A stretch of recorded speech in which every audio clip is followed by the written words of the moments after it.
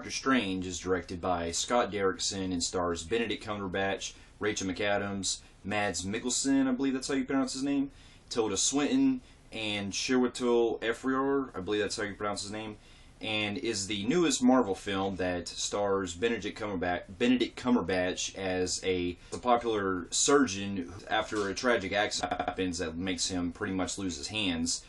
That damages his hands. He goes across the world and comes across a location where he is trained by the Ancient One, played by Tilda Swinton, who teaches him how to who learned the ways of the different arts of using to open up different portals and different gateways around to control universes. Now, I gotta admit that I've always been a fan of the Marvel movies, the cinematic universe, of the Marvel Cinematic Universe movies, especially starting out with the Iron Man movies, you know, and the Captain America movies and all that. And after coming off the success of the very well done Captain America Civil War, I got really curious about this one because this looked like, much like they did with the previous incarnations of the comic book characters, Marvel seems to be having this formula that starts out where you're taking just a popular character that's from the comic book series and pretty much having the same structure by having them by starting them out and giving them an origin story, and then having it set up where something happens that causes them to pretty much save the world. And the movie is what you would expect from this kind of material, from what they've done with the Marvel movies so far, much like they did with Ant-Man, where you have a villain that's wanting to take over the world, or in this case, basically take over multiple universes, and it's up to our hero to pretty much stop him while at the same time dealing with these new powers that he does. And lo and behold, I gotta admit that I really did enjoy this film. Benedict Cumberbatch, he was really great as Doctor Strange. Now, it was a little different seeing him playing this kind of role, because I'm really more used to him playing villain roles like he did off of Star Trek Into Darkness, and I was really surprised how much he really got into this character a lot, because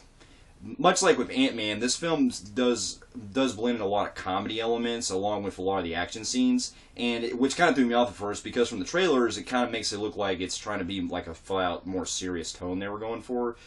while at the same time being, being kind of more on the fantasy side. But this one, yes, they do mix in some quirky moments where every time that Doctor Strange would say something, he would always make a quip, pretty much similar to how Tony Stark does it. And so it's kind of a weird coincidence how both Benedict Cumberbatch and Robert Downey Jr. played outside of the Marvel Universe, they both play Sherlock Holmes, and so it really didn't surprise me that this kind of humor would fit with Cumberbatch's style. But anyway, but basically as the story goes along, you start to see that the villain, played by Mads Mikkelsen, is starting to try to get revenge on Tilda Swinton's character of a plot that I won't go into detail with, but pretty much of a way to take control of all these different universes. And it's up to Doctor Strange to learn the powers and way to control to defend all the different places, including Hong Kong and New York and everywhere else, in order to stop them from having to get control of this to take control of the power.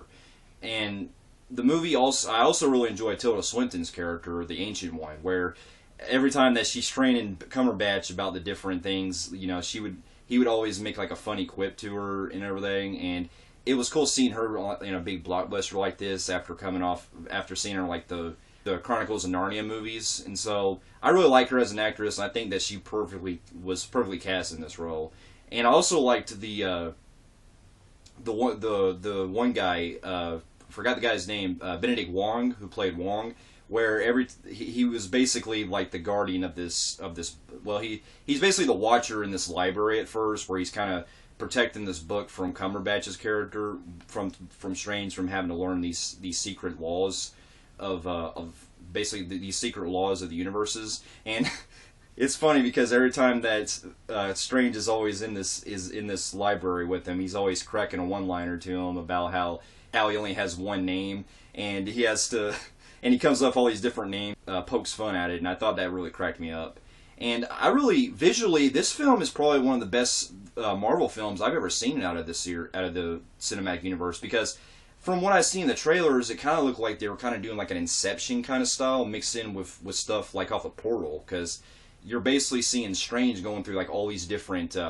universes when he gets like first involved, and it would be really trippy if you saw this in like IMAX, because I saw this in 3D and it looked pretty phenomenal the way it was shot, with how he's going through everywhere and his mind is like literally blown. You know, plus with the visuals in mind, with the action scenes they set up, with all the way the buildings are moving and everything, it really had me pumped with a lot of what was happening. You know, and they also mix in some really funny humor when Doctor Strange finds this cape, and it starts like pretty much taking him everywhere he goes, and it's a pretty strong cape too, because apparently it can dodge bullets and make people pretty much camouflage the whole time. So that really cracked me up in a lot of parts with that cape, and so that visually it's definitely incredible. And I also really enjoyed the chemistry between him and Rachel McAdams, who plays his friend Palmer, who is a fellow surgeon with him, and it's basically in a way kind of a plot like they did off of Thor, where it's him going from this one world and coming into our world. And the only difference, though, and I won't go into detail, but they kind of downplay that a little bit, because this one is more of him involved with it's more of him involved with the story, with helping the Ancient One and taking down and trying to defend the this world. Now, as far as the cons that I had, like, I really liked Mads Mikkelsen's performance as the villain. I thought that he was really funny, the way that he was kind of playing it, not only just, you know, very straight menacing, but also he had some, like, where he's kind of making fun of Strange's name in one part, and I thought it was cool that he blended in some humor. It's just that I guess there really wasn't enough focus with him to really elaborate much on his character. And plus, I did kind of feel like the ending, the climax, was a little disappointing, because I felt like there really was no payoff. Even though they do pull a funny quip that happens, there's a funny scene that happens that wraps everything up.